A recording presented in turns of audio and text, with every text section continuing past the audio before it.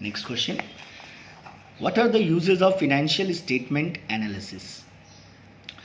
Financial statement analysis बनाने के पीछे हम लोगों का ये सारा ऑब्जेक्टिव होता है, जिसमें सिक्योरिटी एनालिसिस, क्रेडिट एनालिसिस, डेब्ट analysis, dividend decision, general business analysis. आइए सबके बारे में थोड़ा थोड़ा जानते हैं। Security analysis, it is a process by which the investor comes to know whether the firm is fulfilling his expectation with regard to payment of dividend, capital appreciation and security of money. Such analysis is done by securities analyst who is interested in cash generating ability, dividend payout policy and behavior of share price.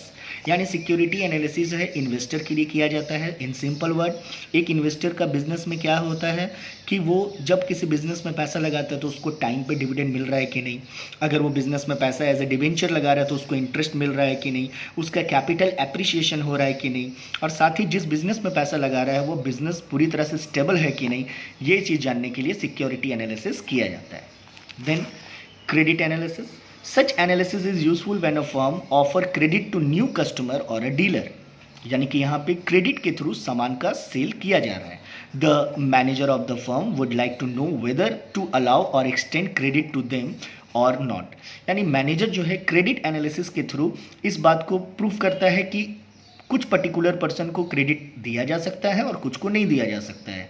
ये credit analysis के through वो पता करता है। Such analysis is also useful for bank before granting loan, यानी कि सामने वाले कस्टमर का क्रेडिट वर्थनेस को जानने के बाद ही क्रेडिट अलाउ किया जाता है। डेप्ट analysis, such analysis is done by the firm to know its borrowing capacity.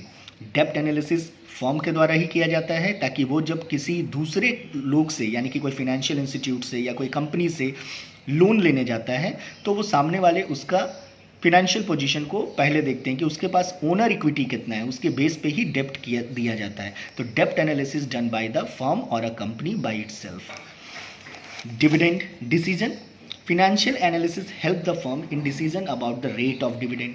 Rate of dividend जिसके बेस पे कोई भी शेयर होल्डर कंपनी में अपना शेयर खरीदता है या पैसा लगाता है। The management would have to decide about how much portion of earning to distribute and how much to retain. और डिविडेंड डिसीजन के थ्रू एक मैनेजमेंट जो है प्रॉफिट का कितना पोर्शन फ्यूचर के लिए रखना है और कितना पोर्शन को एज ए डिविडेंड डिस्ट्रीब्यूट करना है, इस चीज़ों को वो एनालिसिस करता है। Such decision indicate the profitability of the firm and hence to some extent affect the behaviour of share price. और ये बिजनेस के प्रॉफिट अर्निंग कैपेसिटी को भी इफेक्ट करता है और साथ ही ये भी बतलाता है कि शेयर का प्राइस कैसे बढ़ रहा है या घट रहा है। General business analysis, financial analysis can be used to identify the key profit driver and business risk in order to assess the profit potential of the firm. It helps in future growth scenarios for the firm. तो journal business analysis में केवल ये पता किया जाता है कि हमारा जो की प्रॉफिट ड्राइवर्स है, यानी कि किस बेस पे हम लोगों का प्रॉफिट बढ़ रहा है, उसके ऊपर फोकस किया जाता है।